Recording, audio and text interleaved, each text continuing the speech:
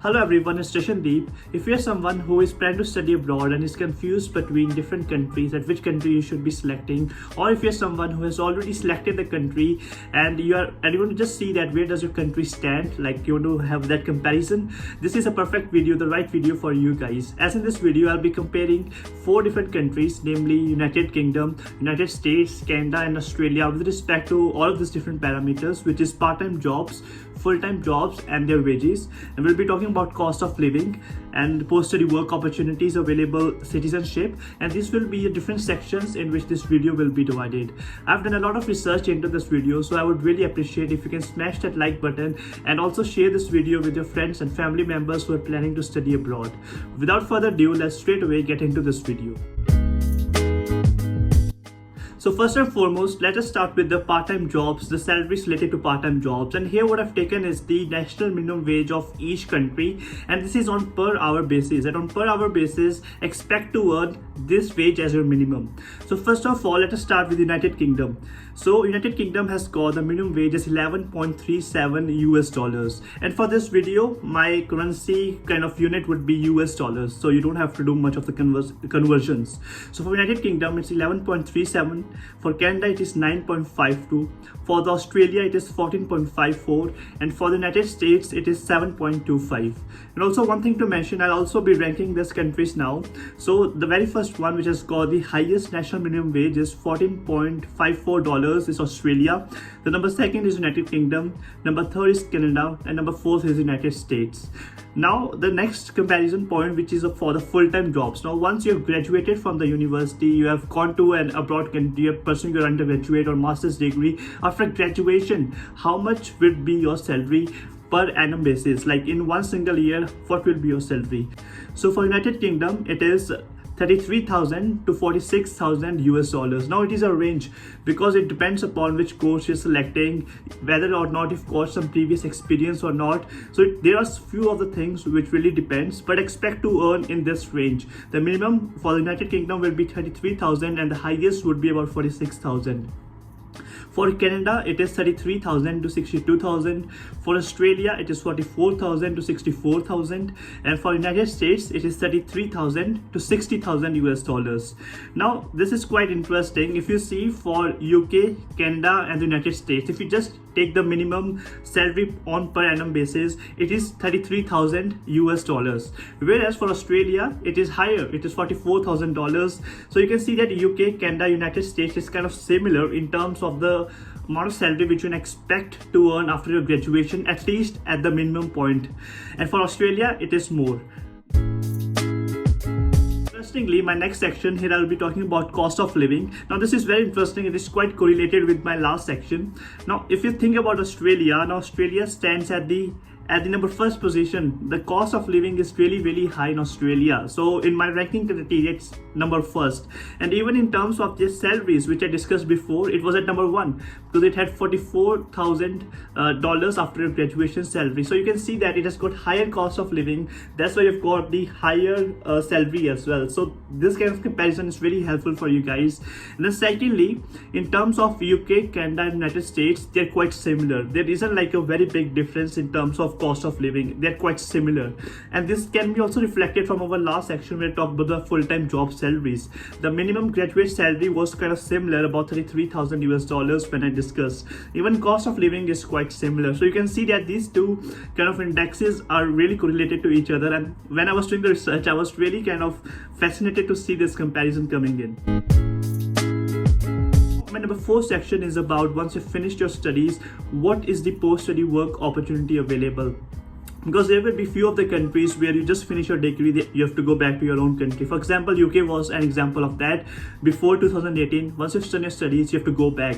So there isn't much scope for you to find the jobs and stuff. So here I want to talk about the scope that does that company gives you a post-study work visa or not. In terms of UK, Canada, Australia, United States, all of these 4 countries give you post-study work visa, which is really great news. Now for United Kingdom, since I'm staying in United Kingdom, so I make a lot of videos related to United Kingdom, the post-study work duration is up to 3 years. Now 3 years is for the PhD students. So if you're doing 3 years of PhD, you graduate, you get 3 years of PSW. a PSW is post-study work visa, right? If you're finding it a little bit tough. And if you are a normal, so whether if you graduated after an undergraduate degree or if you graduated after a master's degree, then you get a PSW for 2 years in United Kingdom. And now for Canada, the post-study work visa duration is up to 3 years. For Australia, it is about 2 to 4 years. And for United States, it is up to 3 years. So this is kind of the data which I have got. And for the citizenship, now this is something when we think about our life in that country, when you're trying to spend about, let's say, 4 or 5 years of studies in a particular country, you also want to get an idea that how does this country looks like in terms of citizenship if you want to become the citizen of that country. Now for United Kingdom, there are 2 different routes. The very first route is the 10-year stay route. So basically you stay in the United Kingdom for 10 years. It could be like you're staying on an undergraduate degree for 4 years, 1 year for masters, then maybe another 3 or 4 years for PhD. So in total, if you cover up that span of 10 years of staying in the UK as a resident, then you can apply for citizenship and you'll be able to get it. And other route is the 5-year route, which is basically if you are in the UK on a work visa for 5 years, then you can again get citizenship. I talked a lot much in detail about UK in this video, which is linked here. I've also mentioned that in description box below. That would really be helpful for the students who plan to come to UK and who want to know about the citizenship. Now for Canada, it is a point-based system which they've got, and there are 2 different types of programs, which is called PNP program and the other one is FSTP program. Now here I would request you to just do your own research as well about what is PNP, what is FSTP, but usually it takes about 3 to 4 years to get a PR in the Canada. And now this depends upon your points, like points which you generate in that duration of the years. So it would be, for example, points based upon your English, point based upon the job offer, the right job offer. Sometimes there are some kind of nuances that they want certificate B, certificate C, certificate A, etc. jobs. So I think that is something which you have to do some little bit another research, or otherwise comment down below. I can make another video for you guys. That's completely okay.